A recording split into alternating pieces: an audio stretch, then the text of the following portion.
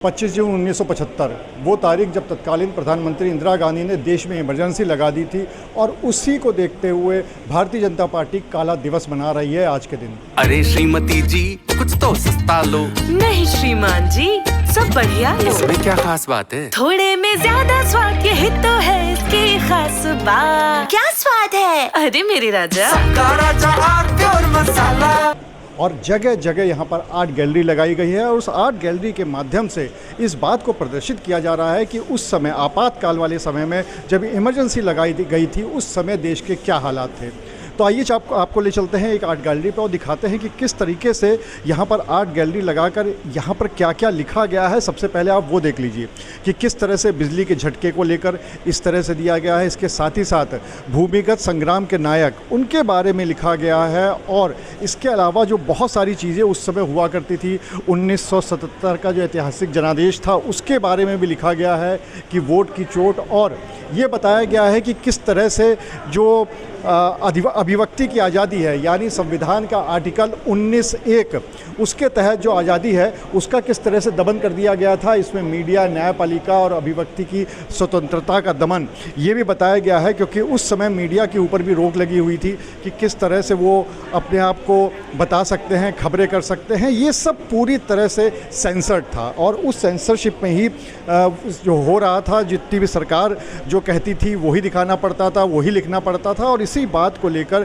सब प्रदर्शनी यहाँ पे लगाई गई है। ये इसको पूरा आर्ट गैलरी शहर के अलग अलग हिस्सों में लगाई गई है। इस समय जो हम लोग मौजूद हैं ये कलेक्ट्रेट में हैं और यहाँ पर ये भी बताया गया है कि मीडिया पर सत्ता का शिकंजा, सच लिखने में जुर्म और सवाल पूछने को बगावत माना गया। यानी उस समय जो चीज़ें हुई थी उसी को लेकर भारतीय जनता पार्टी लगातार एक काला दिवस मना रही है और काला दिवस मनाने के साथ साथ यहाँ पे प्रदर्शन भी लगा रही है।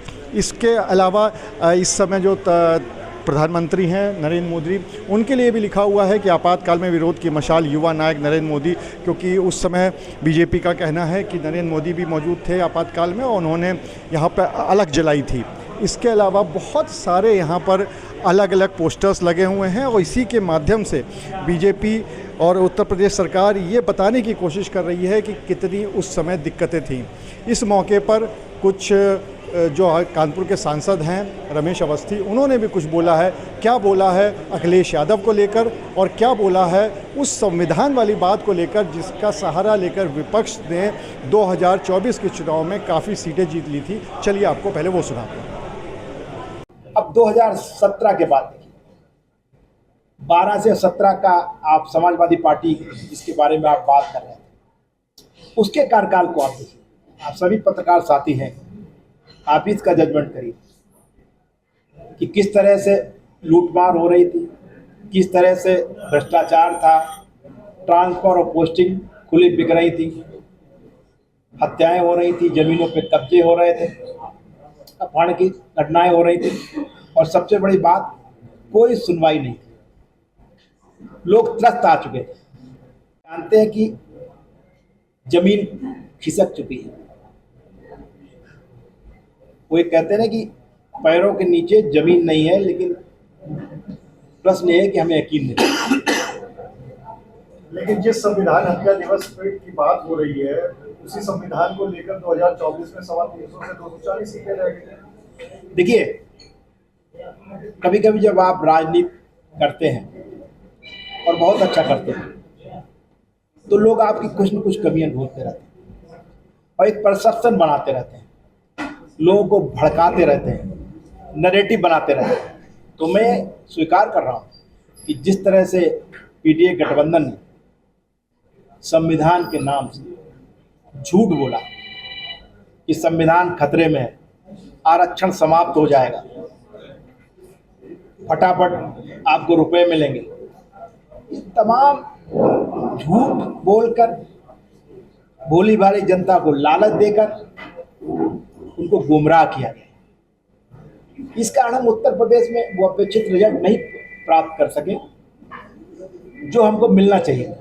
ये सिर्फ झूठ की बदौलत, झूठ पहली बार लोकतंत्र में बिक गया और कभी कभी ऐसा राजनीति में होता है, लेकिन ऐसा नहीं। देश की जनता ने माननीय प्रधानमंत्री पर भरोसा किया और जहां पर हम बिल्कुल नहीं थे। उड़ीसा की बात की जाए, हमने बम्पर जीत के हासिल की। देश के अन्य प्रदेशों में भी हमारी बम्पर जीत हुई। इतना जो नैरेटिव निगेटिव फैलाया गया, झूठ फैलाया गया, फर्क फैलाया गया, षड्यंत्र रचा गया, यही नहीं, देश नहीं दुनिया के तमाम लोग थे, एजेंसी थी जो चाहते थे कि तीसरी बार माननीय नरेंद्र मोदी जी भारत के प्रधानमंत्री न बने।